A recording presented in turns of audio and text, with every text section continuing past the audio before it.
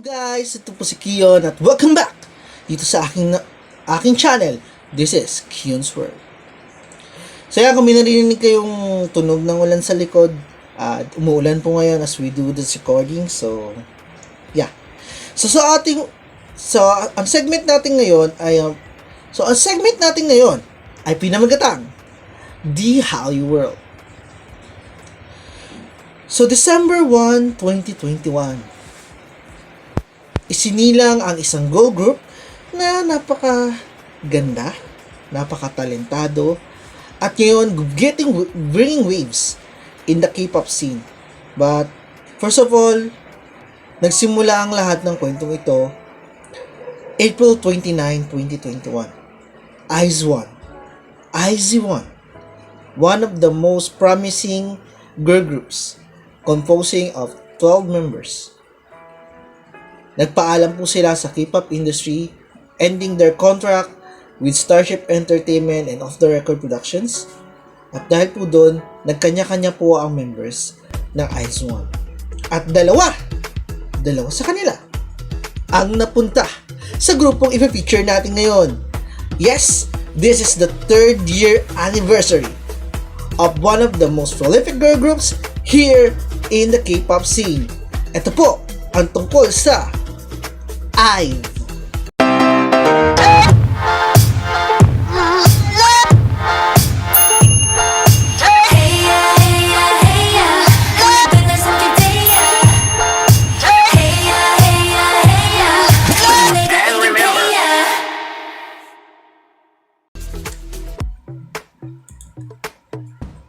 Ginagawa mo? Yan. So, sino nga po ba ang IVE?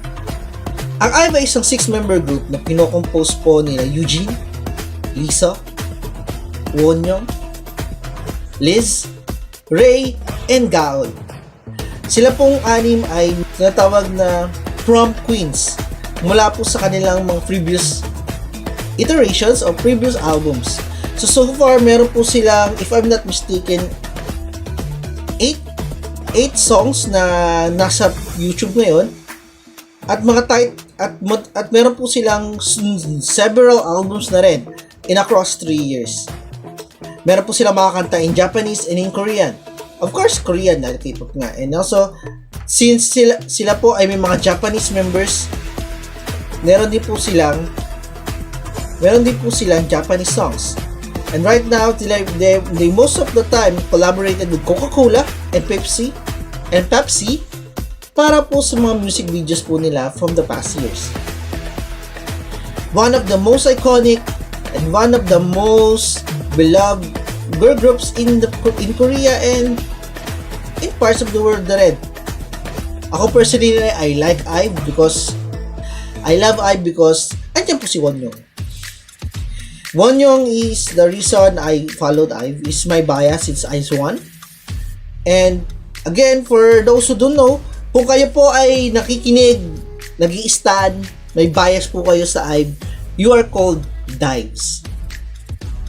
Me, I'm a low-key dive. Hindi po ako nabili ng mga merch, hindi po ako nabili ng mga glow stick, hindi ko po na-attend sa mga sobrang lalaking concert nila, but still, kung kayo po ay nakikinig, kayo po ay namamangha sa ganda ng mga binibining ito, you are part of the team.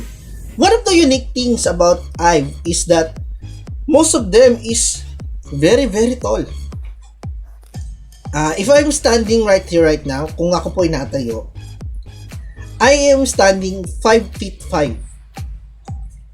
And most of them is above 5'5". Most of them is above 5'5". Can you imagine that? Kung gaano katatangkad ang mga babaeng ito. And the most tallest of them is, if I'm not mistaken, is 5'9", with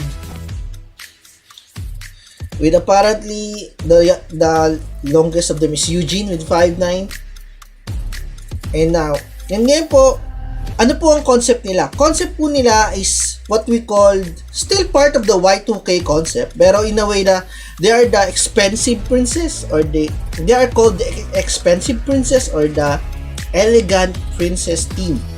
So kung napansin niyo po sa mga previous sa mga previous music videos nila, it's more like they are these girls na para sa mga eleganteng sayaw, eleganteng mga eksena, eleganteng mga suot, eleganteng at they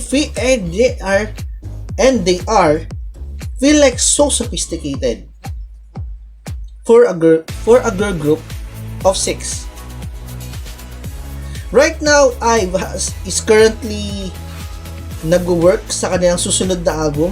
At just a few months ago, nag-open sila ng bagong album with the title song Heya and Accendio sa kanilang previous comeback. And maybe by next year ay magkakaroon po tayo ng bagong ahantabayanan sa grupong ito. IVE has worked so much na tinawaran silang Rookie of the Year by their debut. And take note, these girls, halos kasabayan nila ang mga big names ngayon like Eilith and Eugene. Pero kinrown sila as Rookie of the Year. And take note, they debuted December. And they are called Rookies of the Year immediately by the following awards next year. Sino-sino nga ba ang mga members ng IVE? So, una muna, ang ating leader at ang ating very saucy Chicken Teriyaki. Un ramo de flores azules no se seca. Patin aquí, chicken teriyaki. Girl, ang ating leader na si An Eugene. Member din po siya dati ng IZ*ONE. Isang hindi gaanong napapansin na member ng IZ*ONE when they are 12. But ngayong 6 na sila and he's the leader and she is the leader. At the age of around 22, he showed off many things about her. Siya po ay isang main dancer. She is the leader of the group. She also dances and she also is a vocalist for the group. So kung mapapansin po nyo sa mga videos po nila, marami po siyang birit moments doon. And of course, pagdating sa dancing, there's no question. I think for all of you na nag-follow sa IVE at nagbabias kay Eugene, and also bias striker ko si Eugene. So ayan, Gaul naman is our main rapper, lead rapper, main dancer, and the vocals.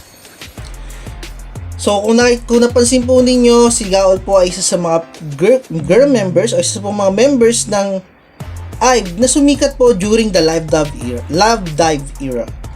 So kung naalala nyo ang picture na to and at nakita nyo tong picture na to, diyan po siya sumikat.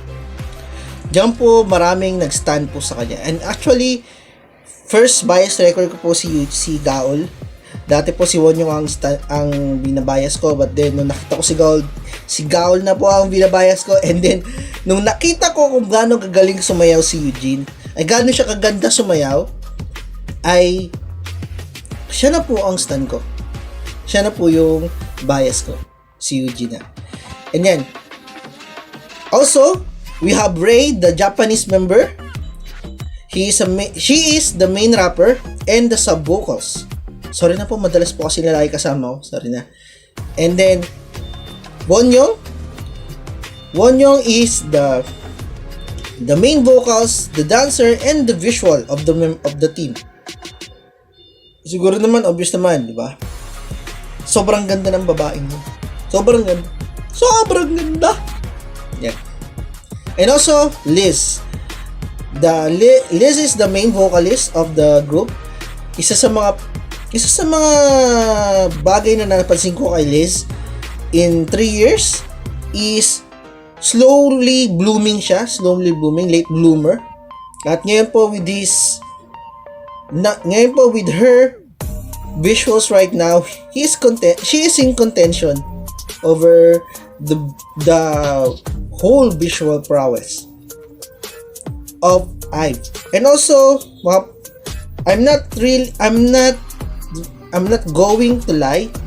Noong una, yung blonde hair niya na yan, na pinanindigan niya hanggang ngayon, I think, yung blonde hair na pinandigan niya mula day 1, mula 11 hanggang ngayon na sila po ay nasa Axendio's era na. Medyo napangitan ako at first pero gumaganda siya habang tumatagal after the years gone by, and I'm not surprised kung marami nang nag-i-stan kay Liz by this time. And also, the Magne, the lead dancer, and the sub-vocals of the group, and another visual for the group. Yan. Here's this one, Liso. Liso, the main dancer, one of the most promising dancers in K-pop so far as I seen in recent years. So hindi pa refined, medyo may pagka crunchy pa, may ka-crunchy pa, may gaganda pa yung kanyang dancing skills, but still he's one of the most talented dancers that is in the industry right now. So right now, our girls is celebrating their 3rd year anniversary. 3 years na po pinapagaling. Pinapakitaan ng magagandang mga videos at makakwelang eksenas through their internet podcast and their channel 1, 2, 3, 4, 5i. So yan. So kung nanonood po kayo ng mga episodes nila, mga variety shows po nila in YouTube, I suggest you also look up the 1, 2, 3, 4, 5i. Actually, may memorable scene doon kung saan ginaya ni An Eugene si Wonyoung bilang isang part ng isang game, at sobrang kuha ni Eugene si Wonyoung. Up to the very point na lahat ng mannerisms ni Wonyoung nakuha. And now to the music. Their music is very hip, medyo electro-pop, pero their music is composed of very subtle but groovy music. Meron silang isang title song, Either Way, na medyo sad, but then medyo sad ang tone, pero maganda pa rin nonetheless. If I will suggest to you a song that is not really catchy pero will bring you to see how is the vocal range of this group, Either Way. And also marami na din silang collabs with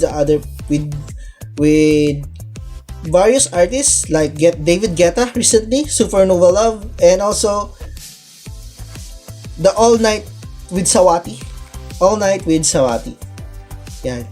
And also, pagdating sa music po nila, my favorite song is Love Dive. And later on, another song that I love is Hey Ya, especially this part.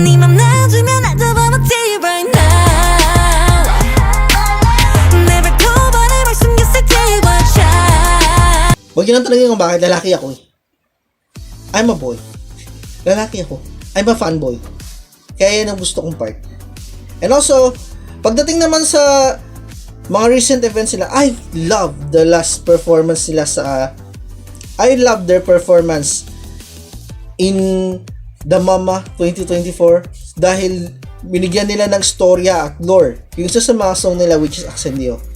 Kung gusto niyo po panood kung ano po yung sinasabi ko, you can go to the Mama YouTube page para panoorin nyo. But napakaganda na binigyan nila ng lore ay isa sa mga kanta nila, which is, to be short, princesses who's protecting their land, or princesses protecting the balance, which is in connection sa kanilang music video ng Axendio, which is they are fighting their darker counterparts. Yeah.